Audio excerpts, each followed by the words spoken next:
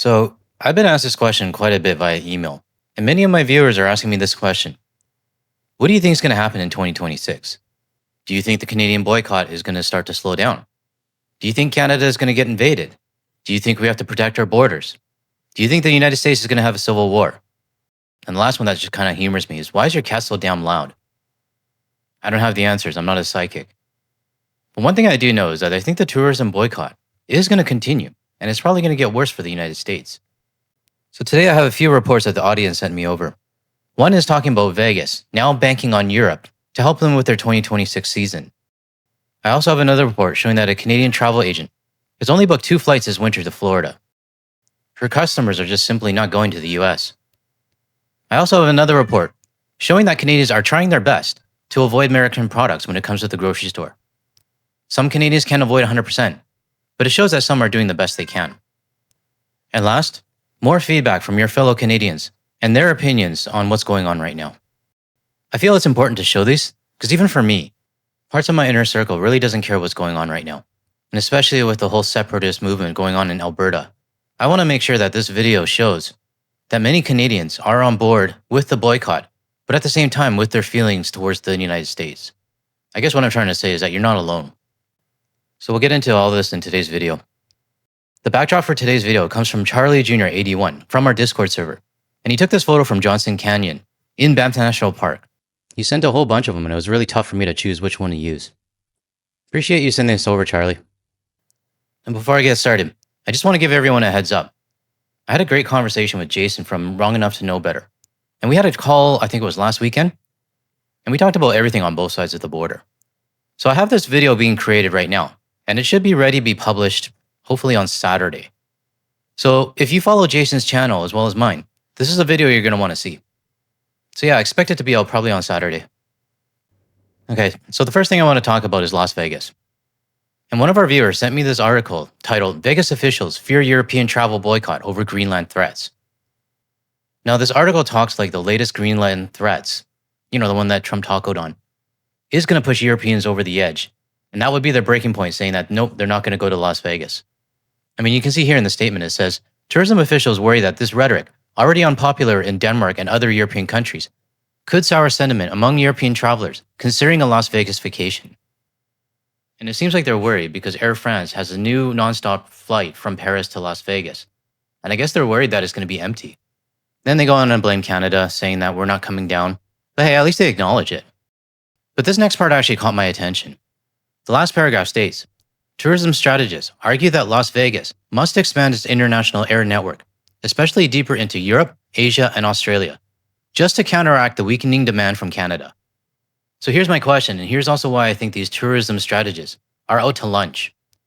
Do they not think that Europe, Asia, and Australia see what's going on? I don't think these tourist experts actually realize that the world is watching them. And yes, Canada is your next door neighbor. But Europe, Asia, and Australia are seeing the shit show that's happening in the United States right now.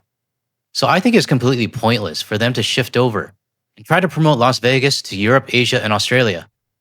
I've shared feedback from people all over the world, and many of them share the same sentiments as we do in Canada. To me, and this is just my opinion, but it shows desperation, but also that the tourism experts are still completely oblivious to what is really going on right now. Greenland isn't going to be the thing that makes Europeans stop. They stopped a long time ago. If you're from Europe, Asia, and Australia, let me know in the comments below if my assessment is right. And if you're not following my channel and you want to hear more from this average non-expert Canadian, help my channel out by hitting the like and subscribe button below. Now I want to move on to a Canadian travel agency. And they share the difference in travel patterns that they noticed this winter. Let's take a look. Decision to travel is based on a major milestone. For this couple, it is an anniversary. We're coming up on 20 years. For others, the move to book a vacation comes down to the cold weather or the need to take a break from family and work commitments. Money is a factor, but it doesn't seem like it's a huge factor. The top destination for Londoners looking for fun in the sun this year is Cancun or anywhere in the Mayan Riviera. Los Cabos is up a little bit. Now I want to pause it here for a minute because I actually do want to do another one of my videos where I showed our viewers commenting on where they are going now instead of the United States. If you haven't seen that video yet, I'll post a link in the description below. But I felt that video was actually good to show how much money the US is losing. Because we had some people saying that they would normally spend like $20,000 in the US on their vacation. But instead, they're going to Portugal, or they're going to Australia, or they're going to other places. So if you have plans this year in 2026 to go on vacation, when normally you would have gone to the United States, post it in the comments below. But it remains clear where many of us are not going. Now, it is no surprise to any of us that travel to U.S. destinations has fallen, but the actual percentage it's dropped at this location might indeed shock you. About 85%. That's huge. Yeah, it is. Murray says bookings across the board are down substantially from just 2 years ago, especially to the Sunshine State. I've booked literally 2 flights this winter to Florida. Well, that makes me so happy. For those of you in London, Ontario, I have to say well done in not choosing the United States, especially Florida. I mean, hell, there's so many more places to go. I could do a whole video on this, just ranting about where it would be better, where our dollar would stretch even farther, and what locations are far better than going to Florida. Murray says political tensions are a reason travelers give for avoiding the U.S. Meanwhile, despite concerns about food choices, politics, and rolling power outages, travel to Cuba is on the rise, in part due to pricing and direct flights from London. There are way more people that are going to Cuba this year than have in the last 2 or 3. With all-inclusive packages at 4.5-star resorts in Cuba priced at $2,500 per couple, Murray says some are opting to travel for the first time. After all, destination and price still top politics on a travel wish list. Politically, it doesn't matter to me. It's more about the destination, what the resort offers, or the area. In London, Sean Irvin, CTV News. Now, I know this is only one travel agency out of thousands around Canada. Some travel agencies might have customers that are still going, but this one obviously doesn't.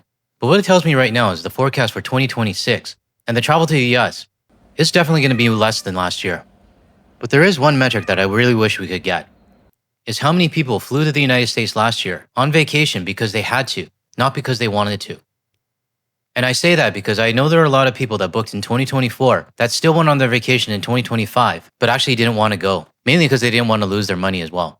So if we had that stat, we would probably have a better idea what 2026's numbers are going to look like. Now, moving on. I do want to talk about the Buy Canadian movement within the grocery stores. It's still happening. Some might say it's dying down, some say it's strong. I think it's somewhere in the middle still. But I want to show this feedback from your fellow Canadians and what they're doing. Even on a frigid January day, shoppers were out stocking up on groceries. For some of them, where the products come from matters. We try to buy Canadian products as much as possible, whether it's peanut butter or wine or beer. There's actually products from everywhere around the world in the products that we buy from Canada too, which a lot of people don't realize. We do try to buy Canadian and even more locally if we can. That's what we try, even before Trump and all that stuff. Trump and his rhetoric toward Canada fueled a Boycott America movement that saw products removed from shelves and Canadian products put in their place. According to Ipsos Canada, patriotic purchases peaked in April at 65%, but by December, they fell to 46%. Now, I want everyone's opinion. Why do you think it's actually dropped down to 40%? I mean, this is just my opinion, and I'm not an expert. But I think it comes down to affordability. Sure, back in April, that's when the Tangerine Tyrant was really laying down the 51st state bullshit. And I think a good majority of Canadians were on board. But when it comes to affordability, it is harder to buy Canadian products because they are generally more expensive. Prices have increased everywhere. And it is harder for people to be able to afford groceries. I remember I got this one email. It was probably, I think, July or August of last year. This person that emailed me was actually really on board with the boycott. She said most of the stuff that she buys at the grocery store is Canadian or from overseas. But she apologized for buying one thing that was from the United States. And she said it was because it was affordable for her family to buy the US version versus the Canadian one. I told her, first of all, you don't need to apologize to me at all. And I said that I realize and know that your heart is in the right place, but you got to do what's best for your family. I guess what I'm trying to say is that Every Canadian is in a different situation. Some can be able to afford everything Canadian, but some can't. But my point of sharing this is that some people might be in, but they might not be able to be 100% in, if that makes sense. Agricultural economist Pascal Thériault says the decline comes down to price. Although consumers tried to adopt new products, in some cases it worked, in some cases it did not work. But parallel to this, we saw quite an increase in food prices. And I think to a point, some consumers had to go back to their old habits of buying the cheapest food they had available.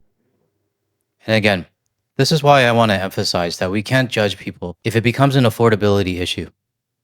He says U.S. products are usually cheaper because of their large processing sector, something Canada lacks. And he says interprovincial trade barriers contribute to high made-in-Canada prices. We don't mention enough all the gains we could be making by increasing interprovincial trade. As Trump is once again threatening Canada with tariffs and uncertainty over the future of the Canada-U.S.-Mexico trade deal grows, grocery bills will remain high, according to food industry analyst Sylvain Charlebois. Our forecast for 2026 is 4 to 6% for this year, and we're sticking to our forecast. So we are expecting a very difficult year for Canadians. And that limits consumers' choices. There is strong evidence that there is a boycott against American products, but it doesn't necessarily translate into more sales for Canadian products. Or savings at the checkout line. So I think it's going to be really tough for Canadians to be really 100% in on the product boycott at the grocery stores. But what we can do is just do whatever we can to our own capacity, because every little bit still helps. For me over here in Malaysia, it's actually pretty easy to avoid US products. Why? Because it's freaking expensive. I have the opposite problem that you guys have right now. But I am finding I'm buying a lot of Australian as well as European products when we're at the grocery store. So I'm very happy to support them. Now we just got to figure out what to do with this maple washing bullshit from the grocery stores. And speaking of groceries, I finally opened my box of Old Dutch ketchup chips that I brought over with me. I was saving them for a special occasion, but I actually looked at the expiry and it's actually expiring pretty soon. So I thought I'd better eat them now. Now moving on, I wanted to share more feedback from your fellow Canadians. Sometimes I want to hear from someone else besides myself. Things are a little bit more expensive because of all the tariffs, and the economy's suffering a bit, but it's not crazily impacting my life. Not worried about the 51st state talk that it seems to still be going on? I don't think that'll happen. I think that's just a joke. I don't know how he got into the position where he is. It's insane, and I'm glad to be a Canadian. How do you think our Prime Minister is handling the situation? Oh God, I can't. Yeah, I can't. We don't like Donald Trump. I mean... Okay, that was such an easy question to answer and they couldn't even answer it. This is just my opinion, but I can tell who they voted for. But at least they don't like the tangerine tyrant. U.S. stock market is doing well, I will say. I work at a bank, so watching any U.S. equities has been interesting because they've gone up. But otherwise, not a huge fan without getting too much into detail, but he's not my cup of tea. Do you get worried about his talk about the 51st state and that he's not? I do worry about that. I hear people talk about it. I travel around. I was just in Revelstoke and people were talking about it, and I just have to say that it scares me. So we don't want that. I would like to stay Canadian. Me too. As would I. And I'm glad people actually have an opinion about it. What bothers me the most is when I talk to people and I ask them their opinions on the 51st state. Sometimes the answer I used to get was, I don't know, whatever. That really bothers me. But it also shows that their head is in the sand. And to be honest, they're just waiting for somebody else to fix the problem for them. I've said this about US citizens down in the States, but it happens in Canada as well. I'm not afraid to admit it. How do you think the Prime Minister's doing with trying to handle the situation? Him becoming less dependent on America is a good move, first and foremost. Moving over to China with their agreement, that kind of is a good direction for us to move towards. And as well, we have to find out how we can be more self-sufficient. And I wholeheartedly agree. I never would have thought, if you asked me 3 years ago if we would partner with China over the United States, I would have laughed. But times have changed, all within 1 year. But I don't know where 2026 is going to take us. And every morning when I wake up, I check my phone, and I hope like hell the orange idiot didn't say something stupid or nothing bad has happened. That's the new normal for all of us, unfortunately. And I know a lot of us are getting worn down, including me. But I did have a hater email me a little while ago. And he actually said, no matter what you do and no matter what you say, your country is going to get taken over. You might as well just give up now. Now, I do have a policy on my channel. I'm not going to dox the guy, even if he is a hater. But I can assure you it was written like a 7-year-old. Grammar and spelling mistakes all over the place. But I took that email as motivation. Because even if I am feeling a little bit worn out right now, I know there are still US citizens there that want to take over my country. So the least I could do is to continue to put my foot on the gas. And in fact, it actually motivated me a lot more. One more thing before I end this video. We're now at 12,407 signatures on the petition to Parliament in regards to having our Canadian media reviewed for foreign investors. I think we'll hit the 15,000 mark before it closes on February 3rd. So I do want to thank everybody who has signed the petition. Okay, that's it for today's video. If you're still here watching to the end, I sincerely appreciate your support. Have a good rest of your day, everybody, and I'll see you in the next one.